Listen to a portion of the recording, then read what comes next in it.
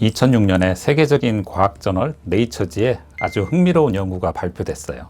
비만한 사람과 마른 사람의 장내 세균을 비교했는데요.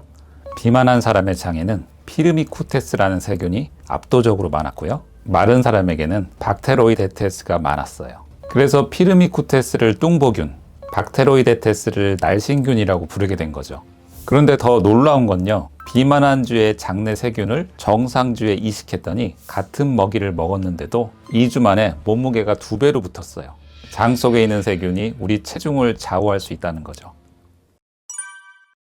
근데 이 뚱보균이 더 놀라운 게 뭐냐면 우리 뇌까지 조종합니다. 뚱보균이 내뿜는 독소가 식욕을 억제해준 호르몬인 렙틴의 기능을 떨어뜨려요. 그러면 배가 불러도 뇌가 아직 배고파하고 착각을 합니다. 자꾸 달달한 게 당기게 만드는 거죠. 우리가 그동안 야식이 참을 수 없게 당기는 거, 그게 의지가 약해서가 아니라 우리 장 속에 있는 뚱보균의 장난일 수 있다는 거죠. 반대로 날씬균은요, 식이섬유를 먹고 발효시켜서 단쇄지방이라는 걸 만들어내요. 이 단쇄지방산이 뭘 하느냐면 혈액을 타고 지방세포에 도착하면 지방세포 표면에 딱 붙어요. 그러면 지방세포가 지방 저장은 줄이고 이미 쌓여있던 지방은 분해해서 태워버려요. 거기에 더해서 식욕 억제 호르몬인 GLP-1 분비도 촉진해요. 요즘 다이어트 주사로 유명한 위고비, 마운자로 다 GLP-1 계열이거든요. 근데 이걸 주사가 아니라 장내 세균이 자연적으로 만들어낼 수 있다는 거죠. 얼마나 좋습니까? 자, 그럼 이 좋은 걸 바로 실전으로 들어가 보죠. 날씬균이 가득한 살 빠지는 장, 그럼 어떻게 만들까요?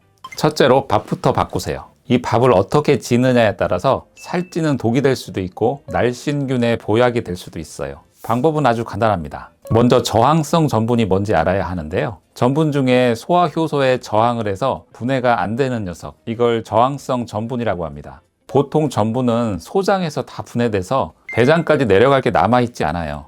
날씬균한테 먹이가 도착을 안 한다는 거죠.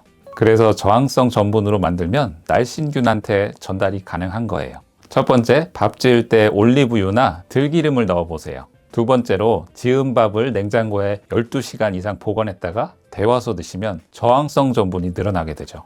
올리브유나 들기름이 전분을 코팅하고 또 냉장 12시간이 밥의 구조를 단단하게 만들어서 소화 효소가 뚫지 못하게 만들어요.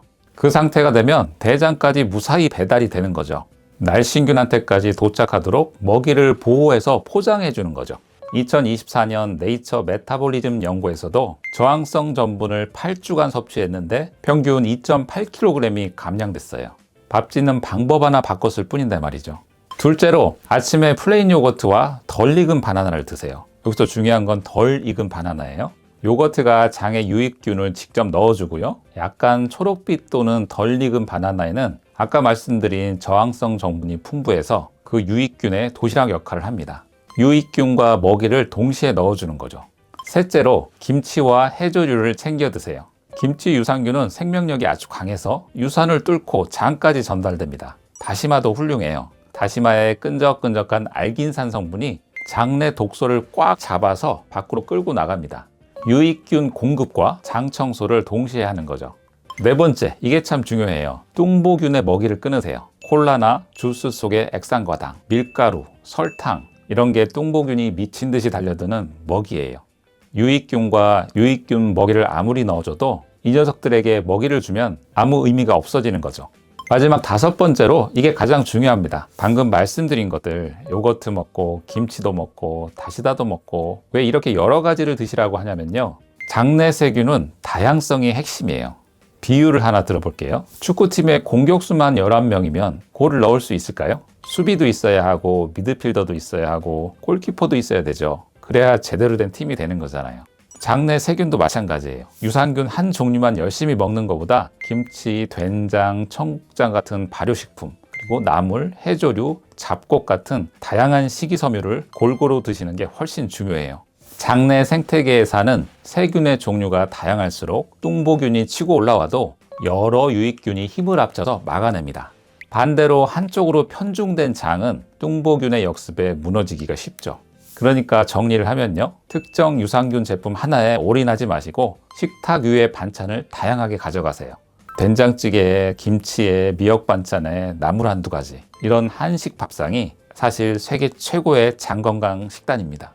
여러분, 장내세균은 빠르면 2주, 보통은 8주에서 12주면 구성이 바뀔 수 있어요. 제가 영상 끝에 8주 가이드표를 올려드릴 테니까요. 한 주 한 주 실천해 보세요. 장이 바뀌면 내 몸이 바뀌고 내 몸은 살 빠지는 체질이 됩니다. 내가 먹는 것이 곧 내가 된다는 것 꼭 기억하세요. 오늘도 변화의 주인공은 바로 여러분입니다. 화이팅!